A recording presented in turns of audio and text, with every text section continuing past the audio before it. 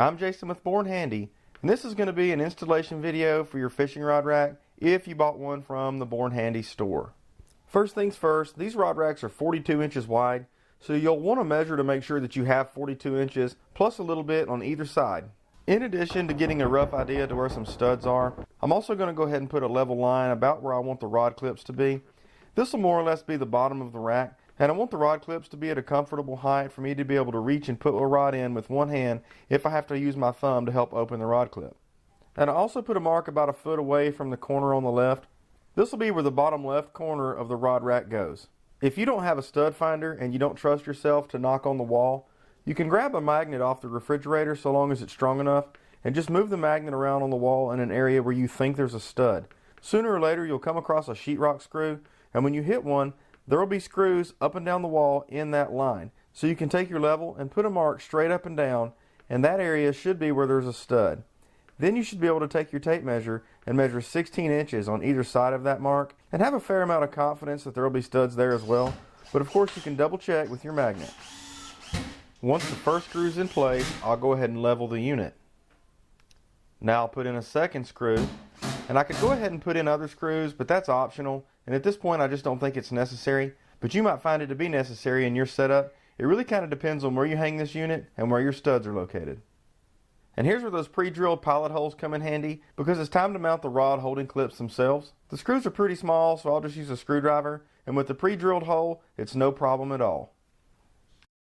And now let's assemble the lower portion of your rod and reel rack. Take notice of these 3 countersunk pilot holes here. Your kit will come with several screws, and these will receive 3 of the large ones. As for how this goes together, this is obviously the top, and this piece here goes under this piece. But it's important to notice that the lower piece has a front and a back. The way you determine which piece goes against the wall and which piece faces the interior of the room is the offset of these 3 pilot holes that are drilled across the top. The pilot holes are closest to the face that faces inside of the room. The reason those are offset is because the screws that go through the top and into the lower piece are at an angle. The screw that goes straight into plywood tends to split the plywood, but if you can go in at a slight angle, you can actually pull the laminations tighter together instead of splitting them apart.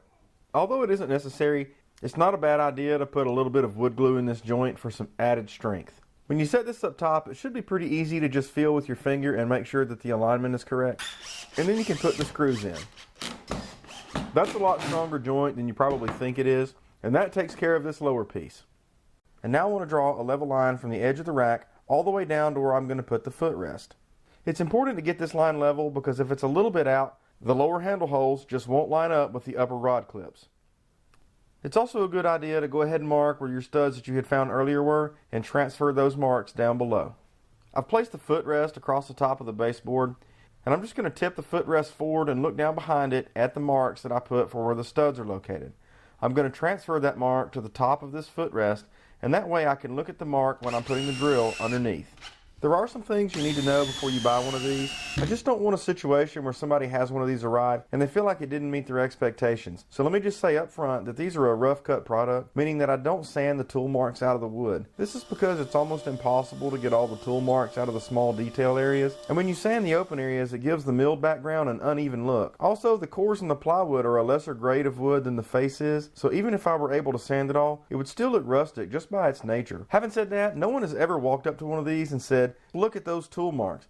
Most people pull out their phone and take a picture, then forward it to someone that they believe would really like to have one of these. Another thing you need to know is that these have some weight to them, so it's best to screw these to a stud. I just don't recommend wall anchors because even inexpensive rods can add up if this were to fall because a wall anchor failed. And I almost forgot to mention that 16 rods with reels on them can be a tight fit depending on your setup. I considered dropping the number down to 12, but decided that I would rather have a spot that I didn't use, but still have the option for 16 rods if I needed it. In other words, you can't get 16 rods on a 12 rod rack, but you can put 12 rods on a 16 rod rack. So 16 won the day. If after watching this video and hearing what I've had to say, you like what you see, go ahead and head on over to the Born Handy store and order one for yourself. If you've already ordered one and you're watching this video because you're trying to hang one up and you feel like I left a step out, please leave it in the comments so that I can update this video. Until next time, this is Jason with Born Handy.